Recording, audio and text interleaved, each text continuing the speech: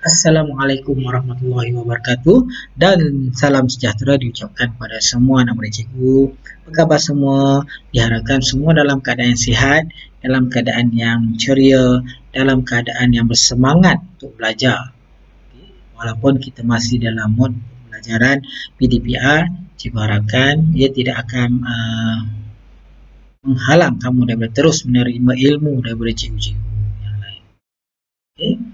Okay, disambung modul PDPR RBT kita pada minggu ini. Minggu ini adalah minggu kelima. Minggu lepas, minggu keempat kita tak ada kelas. Jadi cikgu gabungkan tajuk minggu keempat dengan minggu kelima sebab kita nak kejar masa. Okay. Jadi kita akan belajar pada minggu ini adalah artikel jahitan. Murid boleh rujuk buku teks muka surat 2 hingga muka surat 9 dalam buku teks. Okey. Tajuk kita pada hari ini ialah mengenal pasti jenis mata jahitan, tangan pada artikel jahitan dan satu lagi tajuk alatan jahitan. Diharapkan di akhir pembelajaran ini murid dapat menerangkan fungsi satu jenis artikel jahitan dan alatan yang digunakan untuk menghasilkan artikel jahitan. Yang kedua, objektif kita yang kedua adalah menerangkan fungsi 8 daripada 12 alatan jahitan dengan betul. Cikgu nak 8 sahaja. Semua ada 12, cikgu nak 8 sahaja.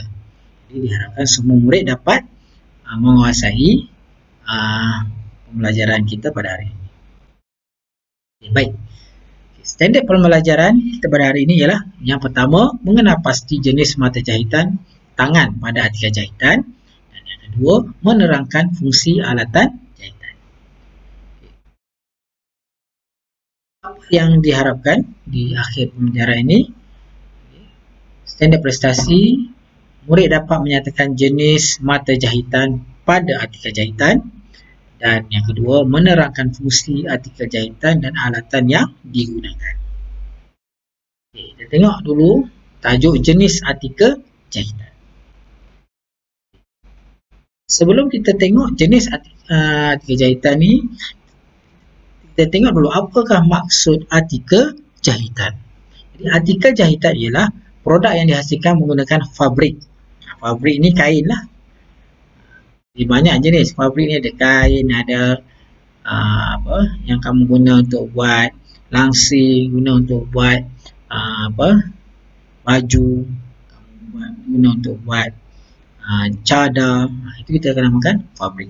Okay. Melalui proses jahitan sama ada jahitan mesin ataupun jahitan tangan. Itu kita namakan sebagai artikel jahitan. Jadi kamu boleh tengok ni contoh-contoh artikel jahitan. Cantik kan? Ini dia buat kitchen menggunakan fabrik. Ini dia buat apa ni? Dia buat bag, dia buat uncang, ini dia buat kulit diary. Ini semuanya adalah kita namakan sebagai artikel jahitan. Sebelum kita menjahit, kita kena tahu dulu bagaimana nak mula menjahit ni. Ini secara jahitan tangan lah. Jadi luangkan sedikit masa, kita tonton video di bawah untuk mengetahui bagaimana cara untuk memasukkan benang ke dalam jarum. Nak menjahit mestilah kita kena tahu macam mana nak masukkan benang. Ada dua cara. Okay. Tengok cara yang pertama. Okay. Letakkan benang di atas tapak tangan dan jarum kita gosok-gosok dan dia akan masuk sendiri. Dan tarik benang tu bagi masuk. Ini yang pertama. Okay. Tengok pula cara yang kedua. Yang cara yang kedua ni kita gunakan satu alat. Ini sangat mudah. Bagi yang tak berapa nak nampak, okay, bagi yang ada rabun tu, ini confirm boleh ni. Okay. Dia gunakan alat nak masukkan benang. Okay. Dia ada besi di ujung tu, masukkan lubang lubang jarum, kemudian masuk ke benang ke dalam lubang besi tu. Kemudian tarik dia.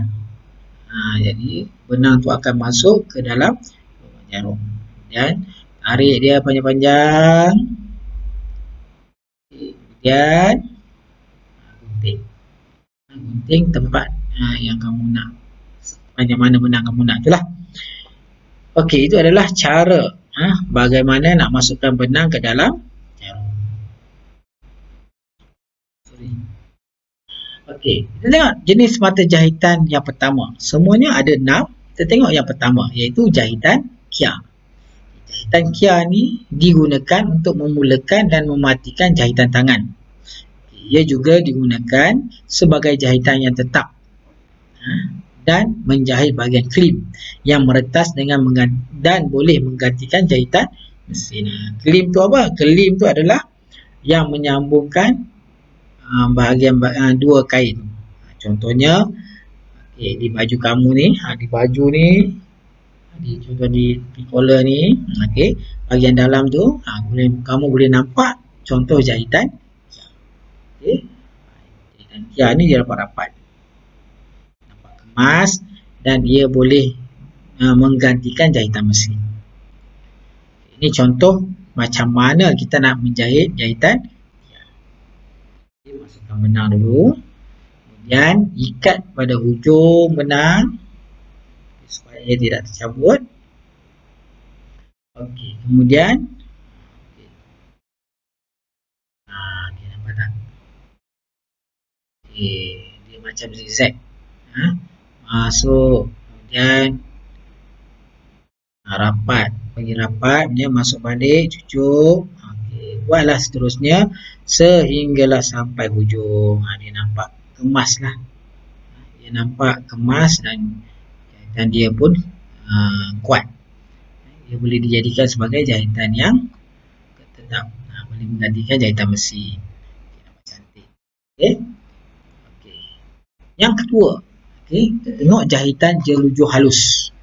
Jeluju halus ni juga boleh digunakan sebagai jahitan tetap. Dia macam jahitan kia juga. Jeluju halus digunakan untuk membuat kedutan atau sulaman pada fabrik. Jahitan ini biasanya digunakan untuk membaiki klepet yang meretas. Klepet ni apa? Klepet ni, ni klepet ni. Dekat baju ni, ni klepet. Kita namakan dia sebagai klepet. Ataupun di hujung baju tu ada dia lipat tu. Itu adalah klepet. Jadi kalau kamu tengok pada klepet ni digunakan jahitan jeluju halus. Tengok contoh macam mana nak buat jahitan jeluju halus.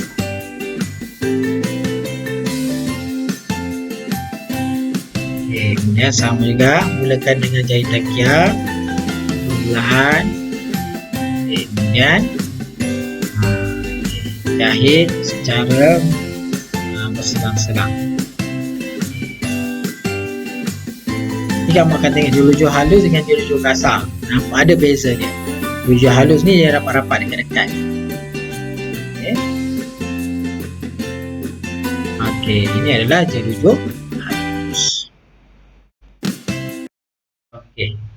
Tengok pula jeluju kasar. Jeluju kasar ni digunakan sebagai jahitan sementara untuk menetapkan kedudukan dua atau lebih fabrik semasa menjahit. Ini jahitan yang sementara.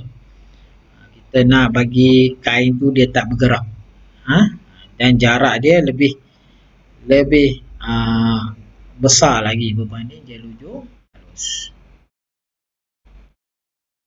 Ini adalah contoh bagaimana nak menjahit jahitan jeluju kasar. Nampak tak jauh? Jarak dia jauh.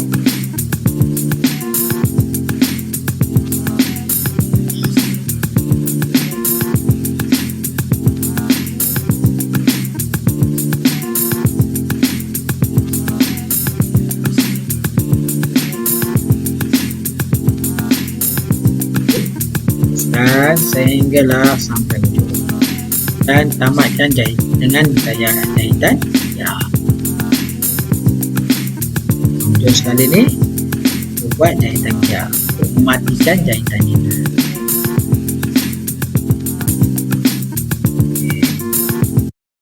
Itu adalah jahitan jeluju. Okey, jahitan yang keempat, jahitan insang pari. Jadi jahitan insang pari jahitan insang pari ini digunakan sebagai jahitan yang tetap untuk mengemaskan bahagian tepi fabrik